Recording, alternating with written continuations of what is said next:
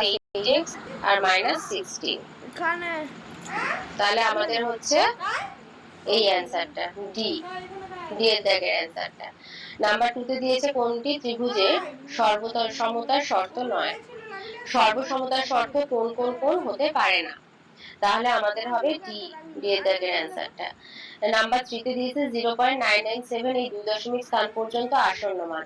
তো 3 নম্বর ঘরে যেহেতু 7 আছে তাই আগের সংখ্যাটা 1 বেড়ে যাবে আর 1 বেড়ে গিয়ে যোগ করলে এটা 10 আবার তার সাথে হাতে 1 আবার 10 এটা তার মানে মান বি। 4 দিয়েছে প্রদত্ত ভগ্নাংশগুলির মধ্যে পূর্ণবর্গ ভগ্নাংশটি কোনটি 36/121 কারণ √36/121 করলে আমরা এখান থেকে পাবো 6 এর 11। 5 এ বলেছে a plus b whole square plus a minus b whole square. তো আমি যদি a plus b whole square ভাঙি তাহলে a square plus 2ab plus b square পাবো।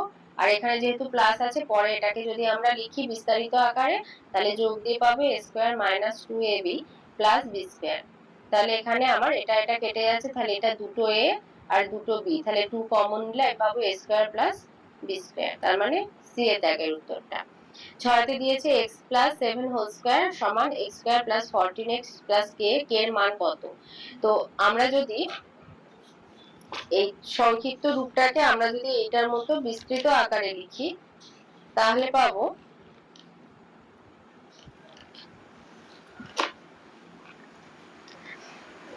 ধরো আমাদের এদিকে বাঁ দিকে আছে x প্লাস 7 হোল স্কয়ার আর ডান দিকে আছে x square plus 14x plus k। তাহলে আমি এই বাঁ দিকেটাকেও বিস্তৃত আকারে লিখছি x square plus 14x a plus b whole স্কয়ারে চলে যাচ্ছে আর 49 তাহলে এটা সমান আমরা পাচ্ছি x square plus 14x plus k। এবার বাঁ দিকে ডান দিকে এটা এটা কেটে যাচ্ছে এটা এটা কেটে যাচ্ছে অতএব k সমান হচ্ছে 49 k সমান 49 তাই জন্য সি এর দাগের উত্তরটা হবে।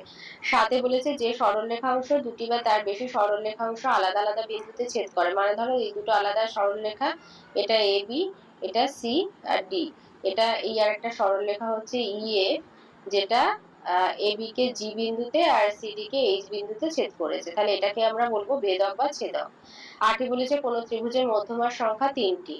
9 এ বলেছে 5 মিটার বর্গের সমান হচ্ছে 25 বর্গ মিটার। 5 মিটার বর্গ মানে যে বর্গক্ষেত্রের এক একটা বাহুর দৈর্ঘ্য 5 মিটার তাহলে সেই বর্গটার ক্ষেত্রফল হবে 25 বর্গ মিটার তাই জন্য এইটা ঠিক হবে।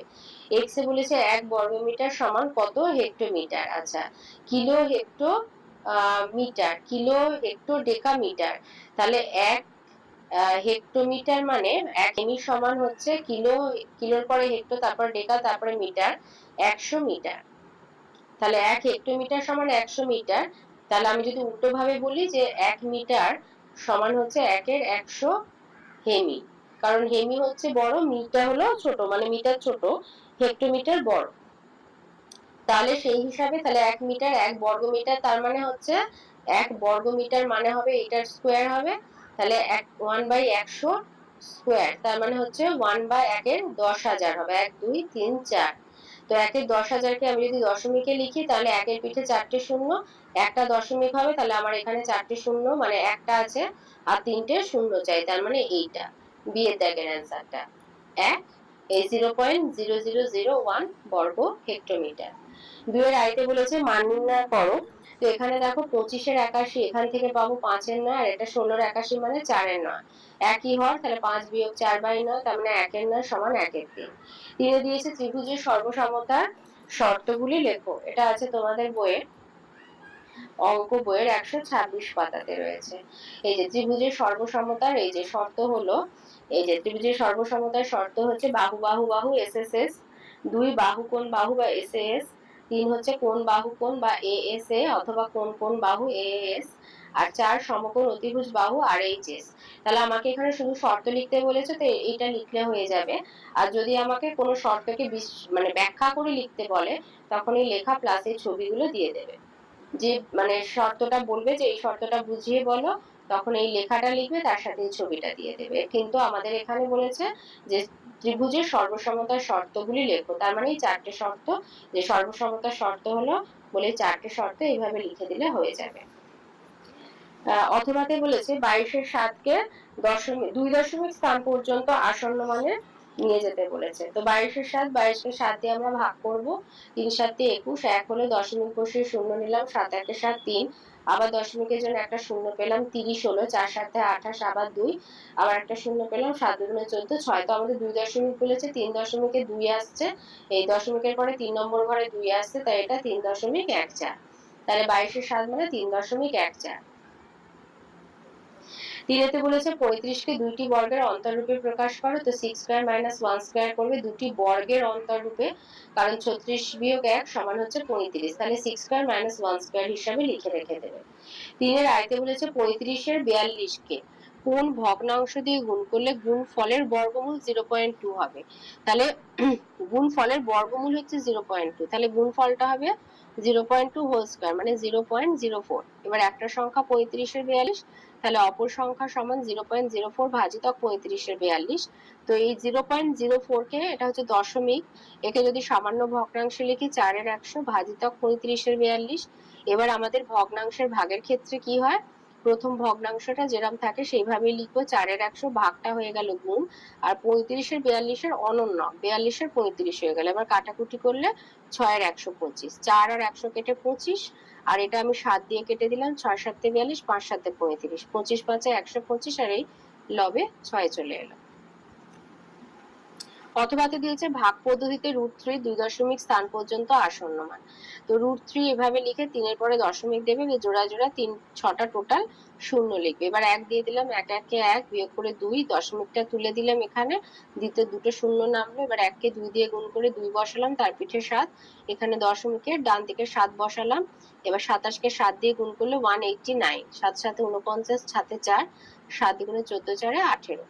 এবার বিয়োগ করে হচ্ছে 11, আবার এই জোড়াটা নামলো। এবার আবার 17 কে গুণ করে 34, 3 বসালাম, 343 কে 3 দিয়ে গুণ করলাম 1029, 71 পেলাম, আবার এই জোড়াটা নামালাম। এবার 173 কে গুণ করে পেলাম 346, 2 বসালাম, আবার 3462 কে 2 দিয়ে গুণ করে 6924, 176 পেলাম। তো আমাদের তিনটে ঘর চলে এসেছে, আমার 2 দশমিক বলেছে, আল করার দরকার নেই, তাহলে 1.73।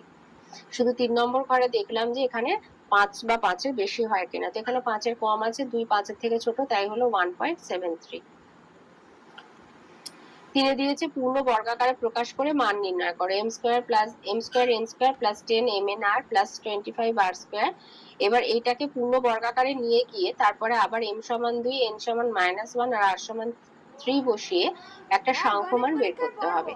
তো এখানে লিখলাম mn whole square plus 2mn into 5r plus 5r whole square. তো এখান থেকে পাচ্ছি mn plus 5r whole square. এটা পূর্ণ বর্গাকারে প্রকাশ হয়ে গেল। এবার m সমান 2, n সমান হচ্ছে -1, তাই 2 ইন্টু -1 এইভাবে লিখলাম, প্লাস 5 ইন্টু r সমান হচ্ছে আমাদের 3, শুধু 3 প্লাস 3, তাই 5 ইন্টু 3।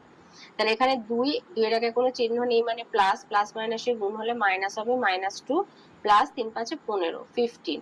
তাহলে 15-এর আগে প্লাস, 2 এর আগে মাইনাস, তাই বিয়োগ হয়ে হলো 13। আর যেহেতু 15-এর আগে প্লাস, 15 বড়, তাই 13টা প্লাসে চলে এলো। তাহলে 13 স্কয়ার সমান 169।